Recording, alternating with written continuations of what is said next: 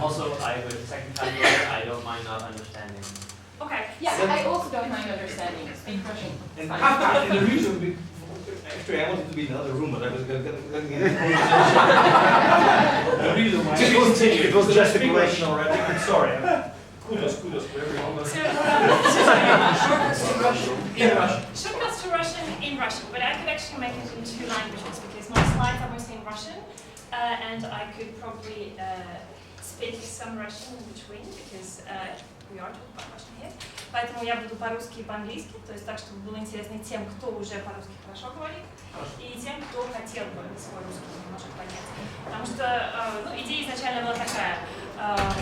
Поговорить о русском языке на несколько более высоком уровне, потому что писать и сказать привет, я думаю, что вы уже все умеете, да? А как уже дальше сложнее. Поэтому.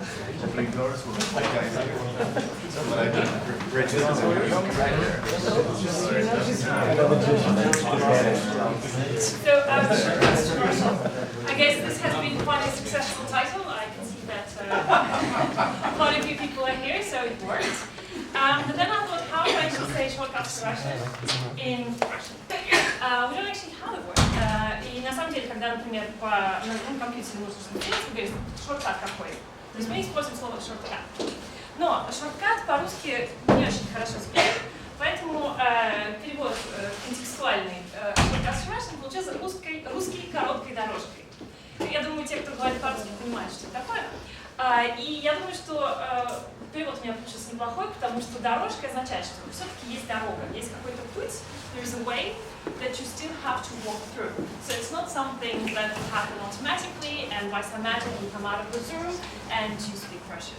So there is some effort involved. But my effort here, my personal effort here, would be to actually show you how you can arrive there with more fun and hopefully in a more efficient way. I guess you already know what this means. A very complicated picture. It's a Russian alphabet. The reason why I'm starting with an alphabet is because very often I hear people saying, okay, Russian is so difficult because you have a different alphabet. How many letters do we have in the Russian alphabet? 33. I guess it's not a secret that it's not that difficult. I think with a proper approach, it's a matter of a few hours, and then a matter of maybe a few days or weeks to train it. Но я думаю, что здесь было бы интересно рассказать немножко об истории алфавита. Я, видите, написала since 863, с 863 года. Я думаю, что вы уже знаете эту историю, она такая очень каноническая, вошла во все хрестоматии, почему у нас такой алфавит. Это было политическое решение во многом. Случилось оно далеко от России современной, случилось оно на территории Чешской республики, в Моравии, в 863 году, когда князь Моравский решил, что нужно как-то противостоять немецко-латинскому влиянию, потому что все-таки Германия еще не существовала, немецкие племена, они были довольно сильными, поэтому политически нужно было себя дистанцировать от латинского и от немецкого влияния. Поэтому, Византия рядом, давайте попросим помощь. Поэтому канонические тексты, религиозные канонические тексты с торжественного греческого переводились на торжественный, вновь созданный язык старославянский. Пошел в историю как старославянский. И на самом деле судьба этого алфавита в Моравии где-то 22 года. Потом, она немножко где-то осталась в монастырях, но пришел другой князь Святополк, и этот алфавит остался лишь у южных славян. И русские, так скажем, русские, которые мы сейчас называем русскими, да, приняли алфавит лишь в X веке. Но это так, чтобы вы просто немножко гордились тем, что вы знаете и можете понимать алфавит, который уже существует 10 веков. На самом деле, гораздо чуть-чуть надо просто поправить, что сначала сделали глаголицу, а потом только из него в несколько итераций получили русский алфавит, потому что это не совсем то же самое. И не сначала, и не после. Это был параллельный процесс, и у историков разные на этот счет точки зрения. Почему была глаголица, даже есть такая точка зрения, что Кирилл сам ее и написал. Вот, в общем, много литературы на эту тему. Я почему решила об этом вам сказать, потому что просто интересно посмотреть, да, почему, откуда этот алфавит пришел, и он, в общем-то, не был придуман ни для русских, ни на русском, а, в общем-то, это немножко более центральная европейская история. Now I would like to get you depressed a little bit.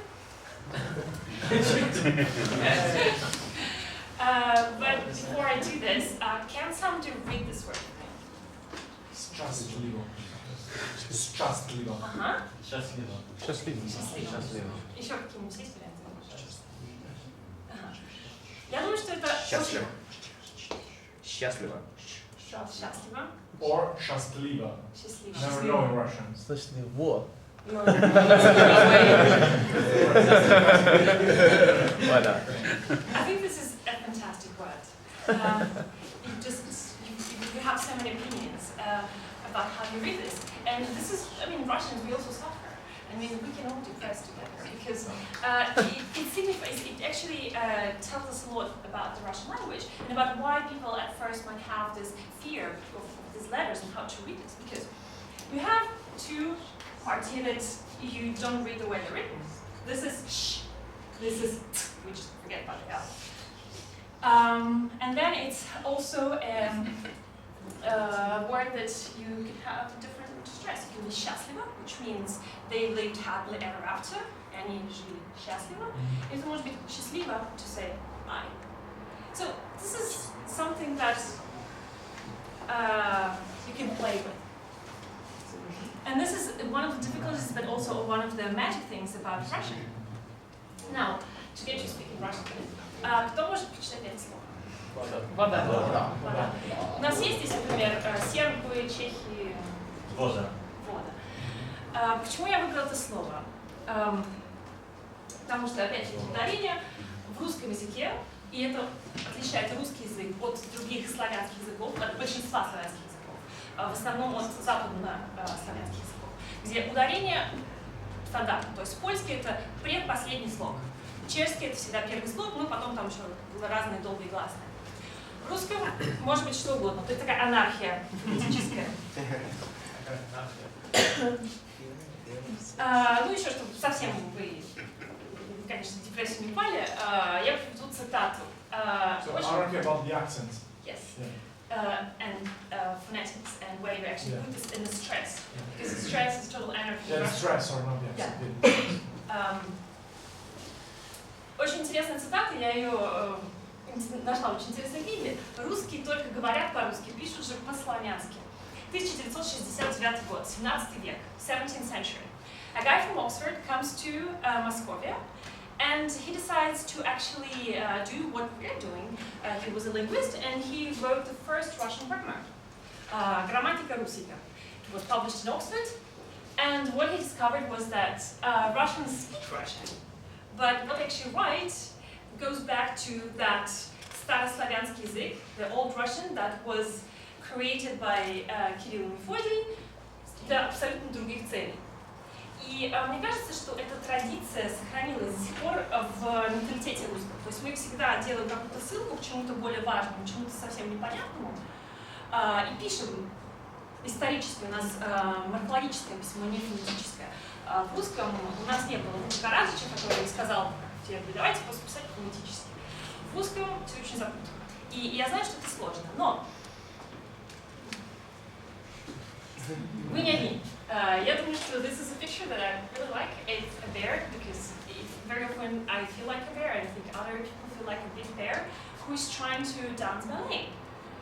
Because the way we write, the way we record our thoughts, our spoken language is so complicated that it's almost bizarre. It's like this Russian bear, which I think is very Russian, maybe it's в балетной What's the area in Russian? Пачки. медведь. Медведь. Like the president. Yes. This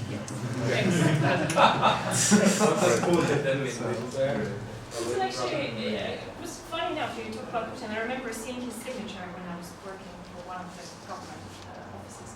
And we were laughing about it. It's like it seems like he sends you V Putin. You And it's kind of weird connotation. It means when somebody dies, you send them to the dust pile. But this is just a very local Russian, между собой, just a local joke. But now actually what I wanted to do with you, now that мы уже немножко по-русски поговорили, вы немножко вошли в русский, так скажем, я попрошу вас закрыть глаза. I would like you to close your eyes for a second. And just close your eyes. And think of Russia. And I want to play with you. Эта игра называется синестезия. Попробуйте подумать, с каким цветом у вас ассоциируется русский? With what color do you associate Russian with? Color. Color. And then maybe we can share. This was the way it sounds to me. Yes. Can you say something again, please? С каким цветом у вас ассоциируется русский язык? Это небольшая игра? Ага. Первый. Me, blue. Почему? Why? Why? It jumps into my head. For no reason. The color blue filled my visual frame that with my eyes were closed. Which one? Light blue or dark blue? So, exactly. Answer carefully. So, sort of this one. There were so many colors. Какие же цвета? It's very funny because at the same time that he thought about blue, I also thought it, but I don't know why. But I thought that maybe it was maybe like a kind of a bear, something that looks very difficult, but it's so smooth and like I like the sound of Russian, so I don't know if this means something. Not a specific blue, I have no idea. Something. Red. Red. White. And white. The three Красный. Russian colors. Red and white because it's Может быть, в русскоязычных есть какой-то свой цвет? Русский флаг. Русский флаг. Ну, синий, красный, белый. Ага, то есть прям Мгм. Грей. Не сам Грей. What is crusty? красный, red. Okay. Еще какие-то цвета, может быть, у польских коллег? Зеленый? Польский коллег. Польский коллега. Коллега. Red. Коллега, коллега. Почему я с вами решила поиграть в эту игру? Ну, во-первых, очень интересно нарисовать такую картину маслом. У нас теперь и голубой, красный, зеленый, белый, флаг российский, рубашка рядом сидящего коллеги. Ну, просто синестезия — это такое состояние, когда один стимул, например, цвет, вызывает эмоциональную реакцию у какой-то другой системы чувств. И мне кажется, что языки и вообще изучение языка очень похожи с синестезией, потому что мы изучаем язык, но в то же время у нас идет стимуляция на очень разном уровне наших эмоций. То есть это может быть язык мы связываем со звуком, мы можем язык связать с визуальным каким-то образом, например. Для меня это была Италия, то есть я учила итальянский на основе итальянских фильмов, то есть это был очень визуальный язык. Может быть, это какая-то совершенно другая эмоция, которая у вас может возникнуть, может быть, это просто какая-то влюбленность неопределенная. Поэтому вот этот вот момент синестезии, мне кажется, очень интересным. Почему вот от Мишки я дальше каким-то культурным образом? Потому что мы сейчас говорили о том, как русский сложен именно с точки зрения написания. We're talking that Russian is quite difficult when it comes to writing. The alphabet is complicated. Reading it or pronouncing it is difficult. But then if we just forget about all of this and think about people, the language that we carry, the language instinct, or the language organ that we have is constantly moving. This is something that the majority of our ancestors didn't even know how to write, and we know writing, like all of us know writing for what, maybe 1 century and a half. And most language has been transmitted, spoken language, by one mouth to another ear. And this is why my aunt, for instance, she cannot say cappuccino, for her it's cappuccino. Or I can't change this. Or my Russian friends, when they come to Portugal, and they say, oh, have you seen the azulejos? I was like, yeah, the azulejos were fantastic. And it's this change is it's something that I notice a lot across languages, especially for instance in one language group. If you start with Italian and you move to Spanish and then you move to Portuguese, you see that pergunta, pregunta, no? There's always always that change. And this makes me think that the spoken language has a much bigger impact on us. And maybe when we start learning a very difficult language, and Russian is a difficult language, it's been difficult for me. I would say this was the most difficult class I ever had to take in my life. I mean, mathematics was okay, English was fantastic. Russian, I could never get my highest grade. I mean, I did, but it was so much effort. So I think let's forget about that for now, and let's talk about what actually moves us emotionally. Do you recognize this image? Do you know where it comes from? It's been rated as one of the most romantic kisses ever captured in cinema, and it's a kiss. I thought it wasn't on a motorcycle. Yeah. You see what you want to see? Yeah. Somebody's dying. It's 42. It's thrown into a grave and It looks like it. It's a black and white photo. That's impressive, isn't it? So any кто-нибудь знает из какого-то фильма? It's a soldier basically holding his beloved one. Like And carrying her. Carrying her, so because if he lets her go, and then he cannot move, and he just it's this foreverness in an instant, and it's Tarkovsky movie, Иваново детство, and I think this is something that could move you emotionally towards Russian. Once you discover the beauty of sometimes quite obscure cultural facts. I mean, I'm sure you've seen the YouTube channel with Only Russia. I mean, it gives you a good laugh, but then it doesn't maybe move you to study it. But then there is something that could move you towards more profound levels of loving, something that you can gain through a certain language. Anyway? Oh. It's okay, the quality. So I just have it's almost a cliche to show these pictures, but I'm still showing them because I think you have different paths towards loving something. So this is a picture of Rachmaninoff, for instance. Maybe some of you loves music, and you would discover that Russian can somehow make you feel closer to somebody who made beautiful music. This is my favorite, and I'll be honest with you, because very often when I learn a language, I really need to read poetry. And poetry is something that you cannot translate. Мне кажется, что поэзия — это как раз то, что объединяет звук и смысл. То есть в переводе мы можем прочитать смысл, да, и может быть у нас возникнет какой-то метафорический образ, но соединить его со звуком у нас не удастся. И поэтому, может быть, конечно, это не всем актуально, но мне кажется, что через язык, и особенно через литературу и через поэзию, мы можем почувствовать глубину смысла, именно вот соединяя звук и смысл. Вот эти два компонента, которые только в поэзии обязательно должны присутствовать. Потому что переводить, например, прозу гораздо проще. В прозе смысл, да? Ну, конечно, есть игра звуков, это в любом произведении, но в поэзии это чувствуется гораздо больше. Поэтому я решила вставить портрет Цветаевой.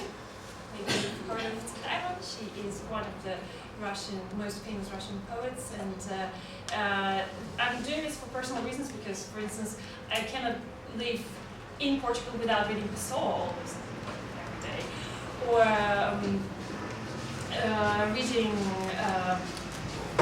Alfonso Cruz. I'm totally in love with the guy, and I'm in Portugal, and I hope to meet him again. He's somebody who's still, he's 30-something, and he's a living creature. When I read his literature, I think, wow, I should still stay in Lisbon. And maybe there is something for you in Russian that you discover, and you think, oh, this could work for me. This is also almost a cliche image, but maybe somebody comes from the walk of science, and you would think, okay, Mendeleev, he was Russian. Let me see what he actually scribbled down there in Russian, and how did he come to actually make our life easier by unifying all elements. Ну, еще один интересный момент. Может быть, вам просто интересно, почему русские думают, что страшная Баба-Яга живет в каком-то совершенно непонятном домике на курьих ножках.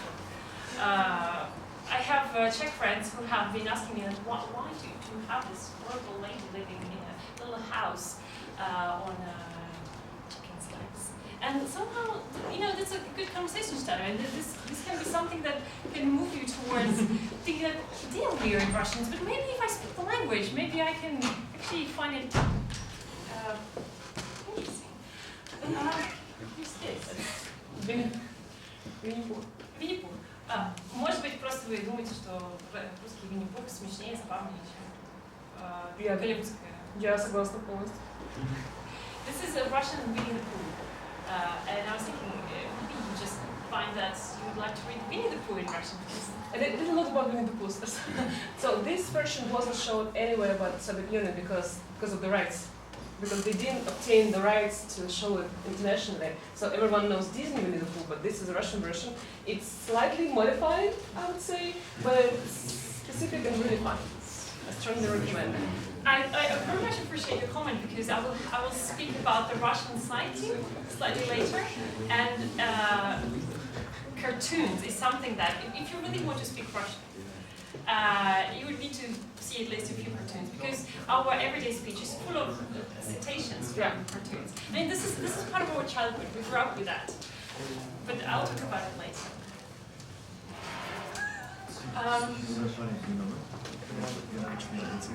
Где прячется русский Cervantes? Where is Russian Cervantes? Cervantes, in this case, I mean the Cervantes Institute. And this is one of the, you know, I've just painted the picture of, yes, you can watch cartoons and there's so many great things you can do. But then, is Russia actually, or Ukraine or any other country that speaks Russian, actually helping you to maintain a level of interest and that fascination that you probably already have with Russian?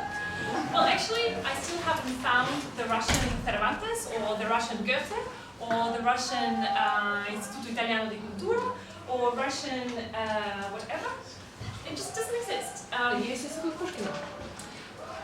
Yes, somewhere. For instance, I've been living outside Russia for 6 years, London, Prague, Lisbon, and Milano. Haven't found a single event.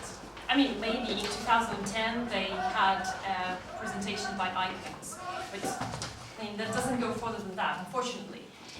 So I feel like politically and culturally, Russia is not doing much, and I'm speaking about Russia because I'm from Russia. And I think this is a little bit of a drawback for all of you, because, for instance, for my other languages, I just go to Instituto Cervantes and I have all the books in the world. And they say, hey, you know, by the way, just also online, you can download them, and with audio. Even languages that have much speakers, they have cultural, like even Catalan has Ramon Llull, and they're in Berlin and Paris and London, and if Russia doesn't have so many speakers and it doesn't have such a thing, it seems interesting. It seems very interesting to me also because I work in this sphere, I work with cultural institutions, and I see that every time we try to approach them and say, hey, by the way, we have this fantastic application that we're making, would you like to be part of it? So this is another thing that you learn about Russians. I think we have, it's actually a schizophrenic world. There is politics, there is the Russian cultural diplomacy, which I still haven't found, I'm hiding it somewhere. And then there are us Russians and Ukrainians and Kazakh and Uzbek, I mean anyone who speaks Russian, who can help you to discover what we are about and how we are like. So just also keep in mind that any bureaucratic problems that you might have is not something that would immediately translate into people being against you or not helping you with in your pursuit of speaking the language. И я подумала, что о России очень много клише, но есть некоторые вещи, которые просто когда показываешь друзьям, кажутся невероятными.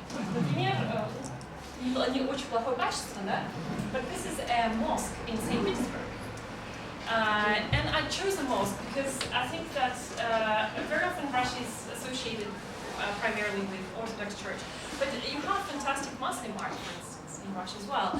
you have a church made only of wood without using any nails in the northern Portugal, in the northern, next to St. Petersburg, Kijin.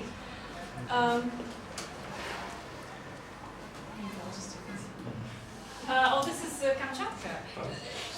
I know I sound like a tourist agency, but I think somehow this is also something for me, because I have a very traumatic experience with my language and with my country, because very often my country and my language are the same, but they don't have to be necessarily. But going back to the Russian itself, can you? This is, I'll read it, maybe some of you will understand. You can have words that are written exactly the same, but if you put spaces in different places, you would have completely different meaning. And it's called a pentagram. For instance, zadela, it means, oh, it kind of touched me, I didn't feel comfortable. Or zadela, it means to do something for a good pursuit, or to start doing something. Or something like мы женаты, или мы женаты. Мы женаты means we're married, but if you say мы женаты, it means, oh, we don't say, let's say in Portuguese, você, we say tu. You know, the difference between you as a friend and you as someone you respect. So we're not married. So we're not married. Depends on how you read it. But usually married couples do speak different things. Yes, мы женаты. It's a little magic moment. Any language has it, but I think this is something magic. Now I would like actually non-Russian speakers to read this out to me. Да нет, наверное.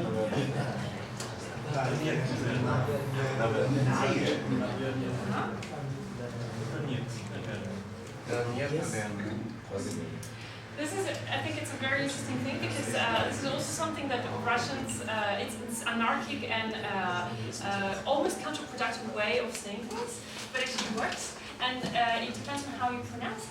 So if you say да, нет, наверное, it means yes, no, maybe, I don't know. But then this is actually the way I read is да нет, наверное, means probably no. Yes, no. And you have three words that each of them mean something different. This is almost like it's very female language. This is a very female thing to do that. Maybe you are now a little bit scared about Russian and all these pentagrams that you can have and all these ways of remembering what strings. But maybe just to make you feel a little bit more proud of the challenge that you've undertaken with learning Russian, I would give you a little bit of background. The Slavic languages, actually, well, according to historians, separated themselves from the rest of the Indo-European languages about 4,000 years ago. So you can say this about many other languages, but just if you are interested in Slavic languages, it's an interesting fact that it's been processed, it's been spoken, it's been refined, it's been passed over for so many thousand years. And the first mention of the Slavs was actually in the 5th century before Christ by a Greek historian, Herodot.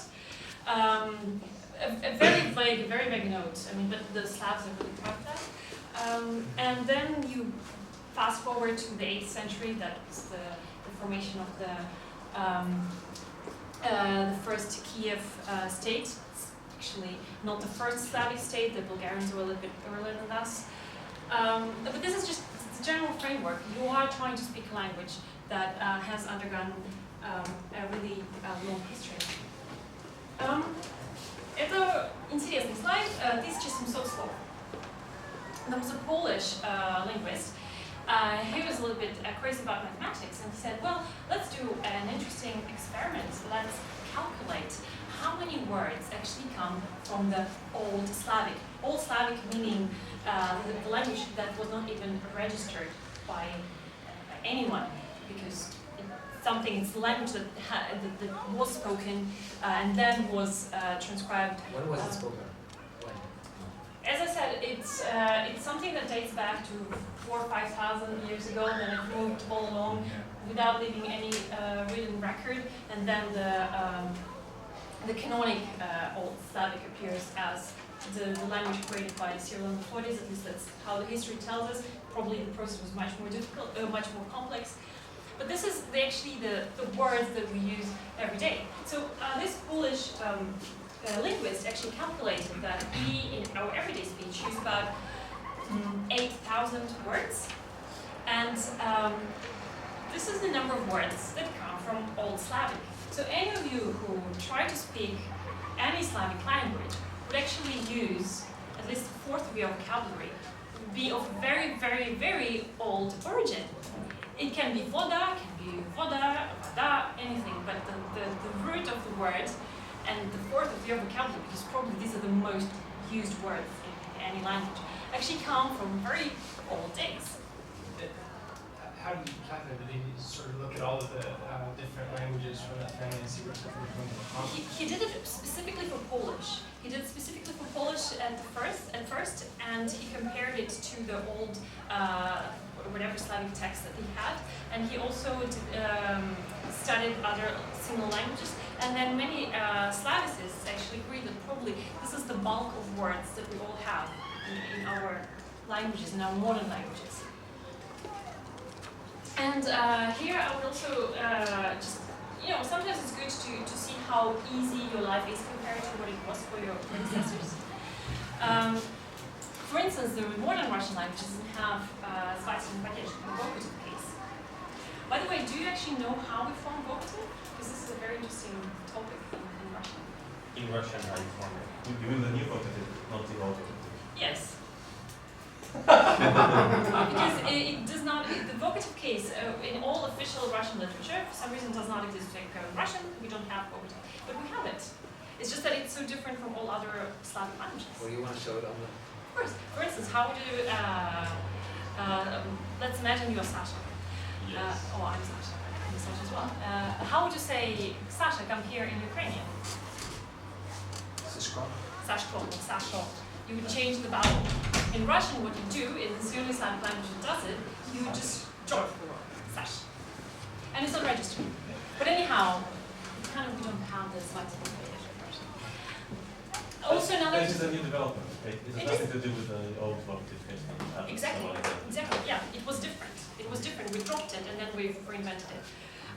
Then another simplification that the Russian has compared to other languages, we don't have the palatalization of consonants. For instance, you say Praga, the Prague, and then if you want to say I'm in Prague, you say Praze, so the H changes to Z in Czech. Praha, Praze. Ruka, Vruce. But in Russian, which is okay, that's too complicated. So we completely lost that. We say Praga, v Prague. Ruka, v ruke. So the K and the G stay the same. So it's, a little thing for you to know that it's easier. What's the adjective from Prague? Pражский.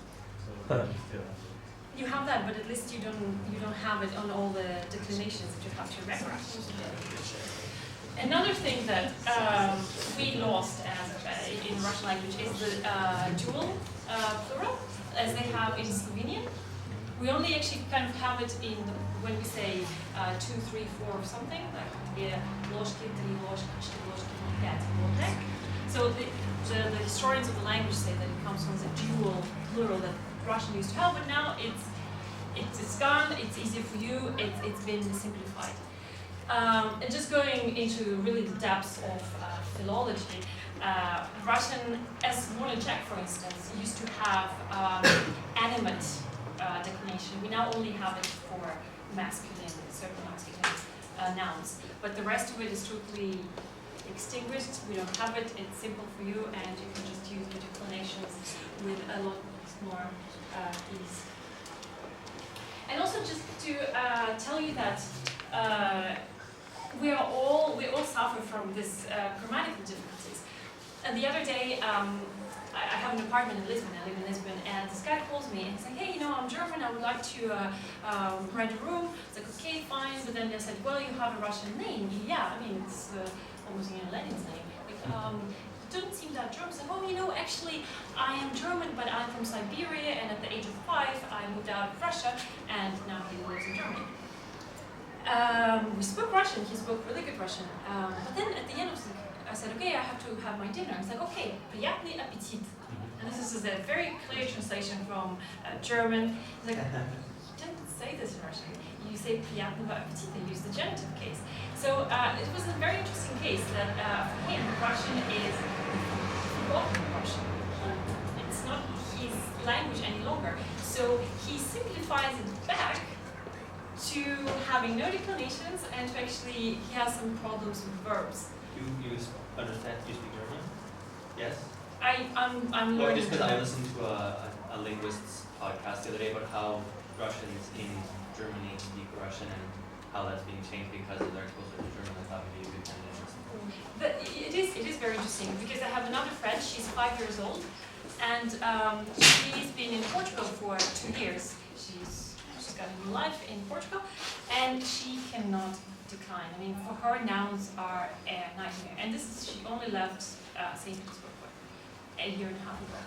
So this is something that native speakers have trouble with once they forget, once they're outside of the everyday Russian use. So this is why I say don't stress too much about all the grammatical nuances that you might have. We all have them, even the native Russian speakers will somehow find themselves outside of the Russian context. Now here, I would like to speak more about the psychology and the kind of social psyche that us Russians have. And this is going to be quite, it's my opinion, it's not objective at all. But I think this might have something that you might relate to as well. I think we have this, again, almost a schizophrenic psyche, because we all come from the Soviet Union. We have lots of cultural references to the Soviet Union. And at the same time, now we live in this postmodern age, and the culture, the values, everything is very much different. And very often I find it difficult to reconcile those two parts into something meaningful. And also, there is this gap in between, which was the 90s, when the whole value system crashed and we didn't know who we were, why we were, and what was going to be our future. And I think this is also something that comes with learning the Russian language. You understand this imbalance that is reflected in the way we speak and the way we write. This is something that very often you hear in Russia. We are from the USSR, I mean, most of my generation. And I just put together a list for you. I can share it with you if you're very interested. This is a very practical material. First one is Russian cartoons. I found a website. Some angry parents said that we don't like all this meaningless Western influence, so they have it for free with English subtitles. You just go there and you can watch all the Russian cartoons. And again, you might think I'm saying something completely bizarre, but talk to any Russian person and you discover how many references we take from those songs. And they were totally not political. This is a very interesting characteristic of them. Most of them are just a universal human values. Another interesting link I have, it's a list of all the movies. And I'm sharing it with you because this is how, for instance, I learned Italian. And this was in the pre-torrent age, when I could not download the movies. And a friend of mine just burned 30 DVDs for me and sent it to me. And I spent my whole summer just watching Italian movies. And this is how I got my emotion, because the whole point of this presentation is to transmit you the emotion and to give you means and tools to keep up with new emotions and to work on getting new emotions that will help you to maintain your interest in the Russian language. And also I put some music. It's also a list. And you have all those big 20th century hits, excluding the horrible 90s part. I mean, of course there are interesting examples, but it was very depressive. I mean, it was that emotional schizophrenia that we had, it was reflected in songs. And also I compiled another list for something that I think will tell you about today's Russia. Again, there are fantastic movie directors. I mean, I'm a very visual person, so that's why I'm sharing it with you. And there are fantastic movies that you can watch, and you don't have to know the alphabet. You can just listen to it, tune into it, see the powerful images that these movies transmit. Just a few names: Vyaginsev, Uchitelь, German, Kochelovsky. These are fantastic names, but very often they don't reach the people who really might be interested. And even in Russians, we have this whole discourse about the real movie, the real meaning of the image, and why we are still just kind of getting the chewing gum of movies that don't matter much for our emotional and intellectual development. Another interesting thing, KVN, non-Russian speakers, do you know what that means? This is a gate for you to understand Russian humor. Even though the political environment is quite difficult, I think this is a little island of independent joking. It's been running for decades, and this is when teams from different cities in Russia, different universities. Because now very often it's university, but it's almost a profession, but they just make jokes about whatever has happened in Russia. And they're very crispy, very up to date. Like the Russian Daily Show? No. They have it every. Is it something that people meet and do on their own, or is it on It's a huge show. It's a show. It's on TV, but also they have it in universities. It's a team that goes on stage, but it's not stand up. They have it prepared, but they have jokes that reflect the criticism usually. Do they also act or only speak? It's a mix of everything. Just type in KVN and see if you can get any of that. I like it also because there are teams from different parts of Russia. You can have a Siberian university, and then they have like these absurd jokes about something that happened in Siberia. Or there is a team from Tatarstan, where I come from, and usually it's just this part of Tatars that laugh loudly, and none of the other Russian speakers are like, why is this funny? Because it's very local, very Tatar and something. Do they make any jokes about Putin? Of course. I think it's another thing, and this is my next point. This is something I read. Maybe in St. Petersburg they read something else, maybe in Kazan they read something else. But this is something that kind of the liberal, let's say, kind of advanced young people, and the kind of the middle class reads in Moscow. And you won't find it on any official media. I mean, I've never used a TV in Russia. It's a useless object. And you would never hear anything that would actually give any value to you as a thinking person. I mean, this is again this duality of lives. I mean, there is this governmental TV, which you just switch off, and then there are alternative media where things happen. And for instance, I personally read Snow Rule, The Village, Dost. It's been quite a controversial TV channel funded by independent people. So I think you can find interesting perspective on what Russia is there. And at me.group, I think they have sometimes translated articles from American and other languages, other countries. But this is something that would tell you what modern Russia is like. Because just reading a book, that would be, Masha взяла самовар и налила чайник. It doesn't make sense to me. But this is what you can read and really learn. Use snob. Snob, it means what snob means. Okay. It's another interesting cultural aspect. Because Russians, when they think, okay, I think differently, they do act a bit snobbish. And this is something you have to learn to accept. I haven't yet.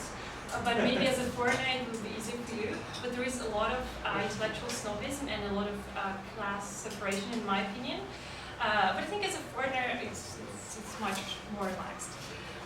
I have another slide here, probably made by somebody apparently non-Russian. I read Russian literature and alienate friends.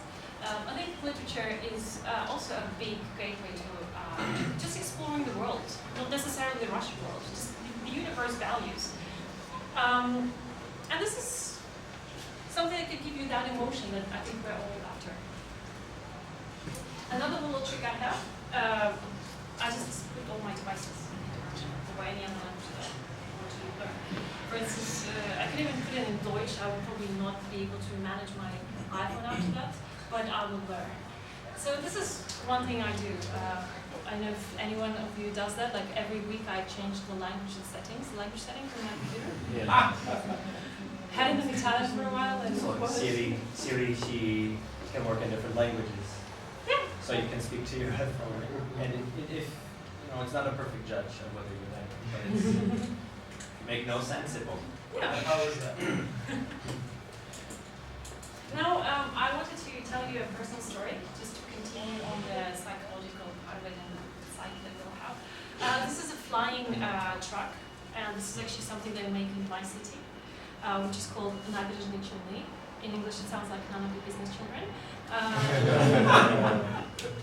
And the reason why I'm telling this is because this is the kind of visual standard they have in my city.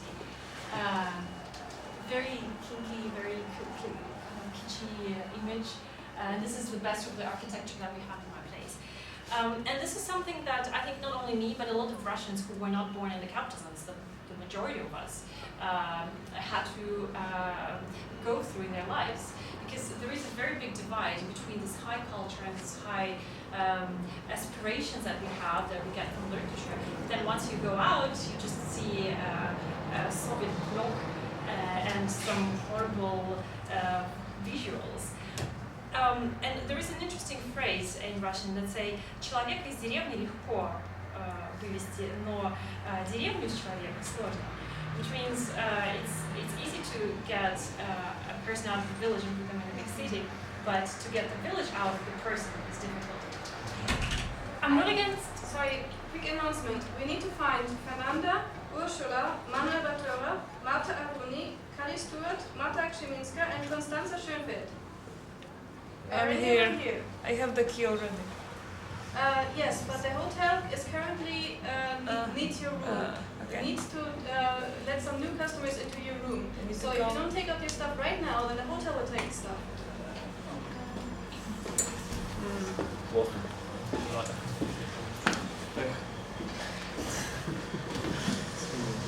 Let's go and kick their ass. Who's with me?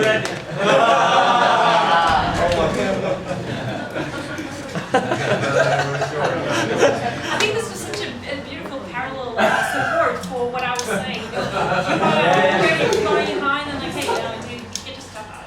And this is very Russian culture, the way we think. This is like, oh, I've just recited a poem from Pushkin. I was like, oh, where did I get my money to get my own concerts, whatever.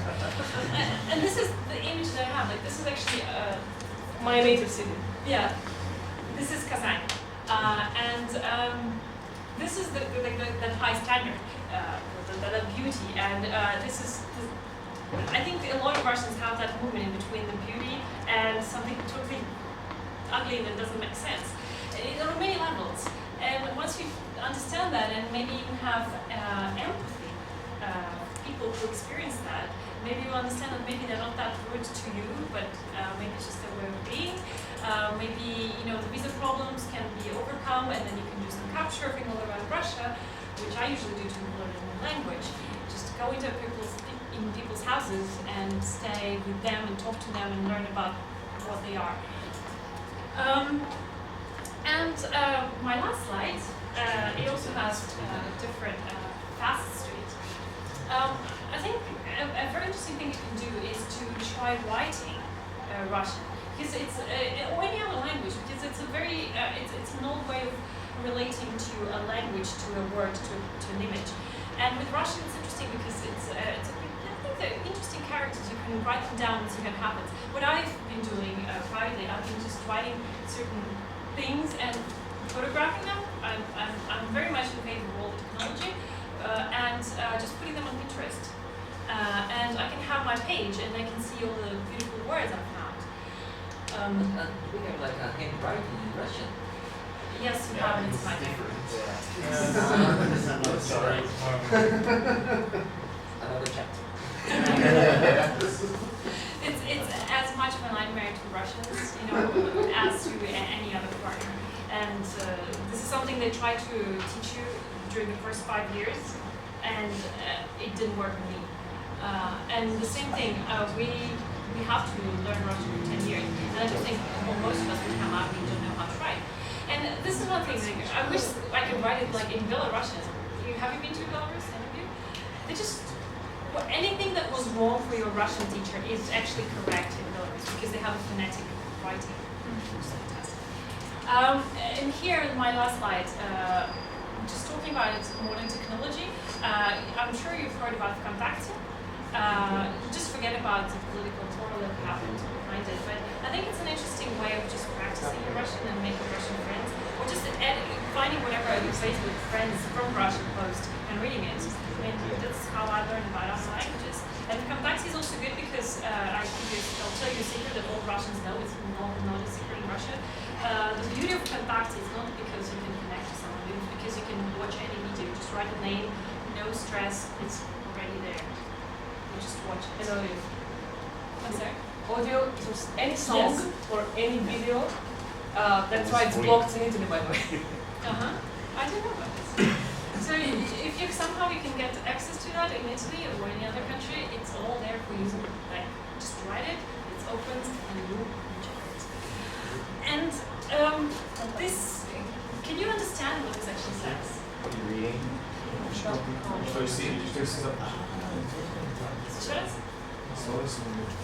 I don't know the last story. Can somebody read this? Что Yeah, что вы читаете? And together? Что вы считаете? Okay, again, this you read it as so, что вы считаете? And that means what is your opinion? So it's a play what you read and what is your opinion. This is something I invented when I was born, and I wanted to finish my presentation with this because it's a question, and что вы считаете, like what's your opinion, and it's an invitation for you to actually ask me a question.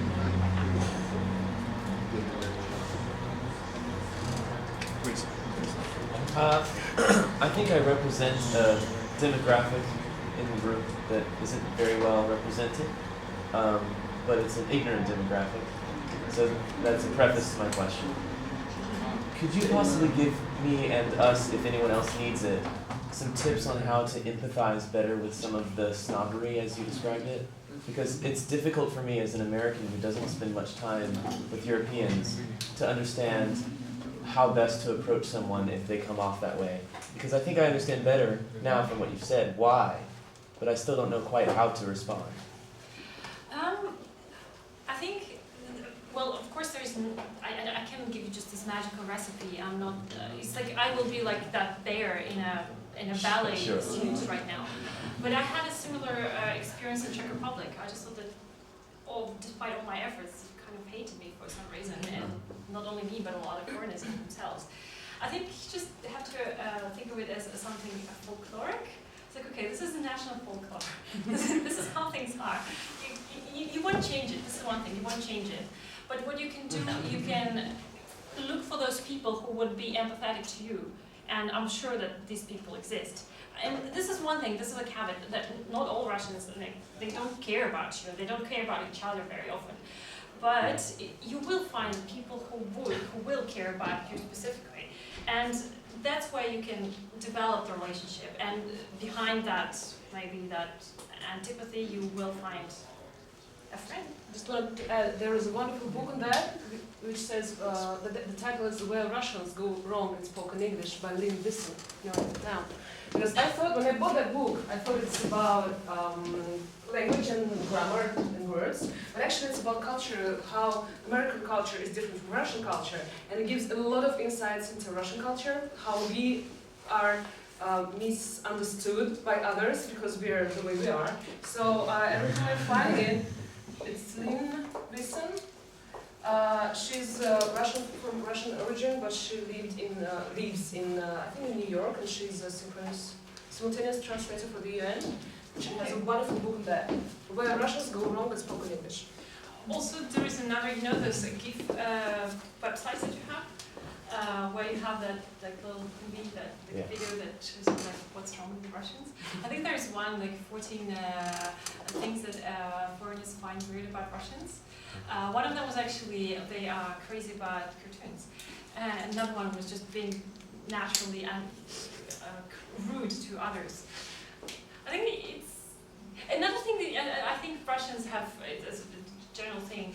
We don't like people smiling around us because we're supposed to be depressed, and there are lots of which is troublesome for Americans, especially from the South, because of you're seen as inhospitable if you don't smile, even at someone who wrongs you. Because in American culture, smiling is social. In Sure. Russian, it's emotional. I see. So what's the smiling thing in Russia? If I go to Russia and I smile all the time, like how do I? Because I do smile a lot. Like if I'm listening to some stuff, whatever, or like whatever, like and then like, what happens then? Like if I smile. You look like an idiot. Okay. No, it relates to what you were saying earlier about how someone sits really, really close to you. That's totally normal in a teacher. Maybe they'll feel a bit like that if you smile. Well, like, you know, in Mozambique, they have an interesting thing. In Mozambique, when they really want to talk to you, like, between guys, they would just put their hand, like a guy would put a hand on your knee and continue talking to you that way. And you might feel uneasy. So every culture has their own weird things. So When is it appropriate to smile? When I'm emotional or something? If I just want like Make yourself. You don't have to establish that. I think if you speak the Russian language and you just try to be nice, and people will maybe even copy you. It's okay. By the way, you don't have to change it. But one good thing actually, you might train not smiling if you want to avoid the police. I know if your friends So you avoid the police by not smiling? It's just like I don't care. Like, что я в Москве не видела? This kind of face. You know? What have I not seen in Moscow? And you just go your own way. It helps. This is what I do in Czech Republic, for instance. I just pretend that. In the opposite, I do in Portugal. You know, this is when you start saying hello, please come in, and then you really force good manners on yourself.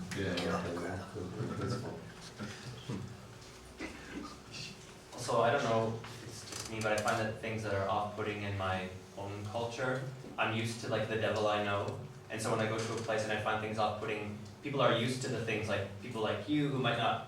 You don't represent every single Russian in all of Russian society, and you find things annoying about your own culture probably, but you're like, oh, I know those guys and I know what they're about, those annoying people. And I know what the annoying people I find annoying are like where I'm from, and so I'm used to them. It's annoying when I go to a new but place, it's like, whoa, what's that supposed to mean? I don't get it. Mm-hmm. And other people have expressed this sentiment to me. They're familiar with the things that they, so it's more like just sort of diving in, I find. I think this is what I was trying to transmit in my presentation also, to give you other references, because there are lots of negative references. But I think nobody has really made a list of positive references. Sometimes I even think with my next language, I will just ask for all the references, I will go through all of them, watch all the films and music, and just go to do some couch surfing to really understand it. So this is why I think we really need to be aware of the multifaceted nature of any culture. And Russian culture it's a continent, and Siberia would be different from Tatarstan, and Tatarstan would be different from Caucasus. Even now, I think I'm very much closer to you guys because I've been living outside Russia for 6 years. So, and Russian has become almost a separate language. I can finally hear it better. I can even give it a color now. Before I could not. What color do you get? It's green.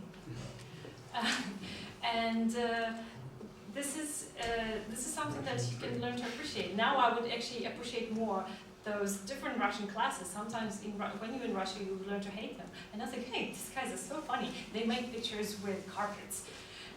You've seen that one? They make pictures with carpet? Put carpet on the background. on Google. Oh, so Yeah, like on your picture on a carpet hanging on the wall. Okay, I understand. Carpet hanging on the wall. Yeah. Okay, so but not exactly that. No, I think it's exciting. Okay.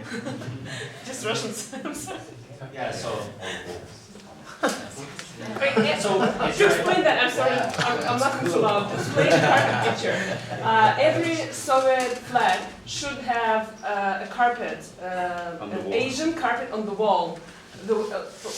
it's a way to decorate your apartment. Yeah. Okay. So in many ways, when people put their pictures and profiles on different social media, they would make the picture, and usually it's a picture with the carpet in the background.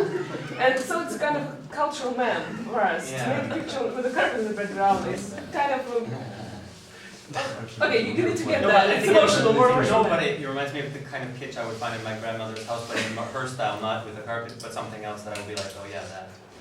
And then everybody makes jokes about it. Yeah, so see, We you know can, about it, you like, can you know. relate to Yeah. different cultures through copy. So what I took from this is that basically don't worry about the obsessing about the writing system, find things you like in the language and then embrace them. Okay, that's what that's basically what you were trying to say. Okay. If you don't Yeah, know that's that, good. I We need to go to lunch. well, I guess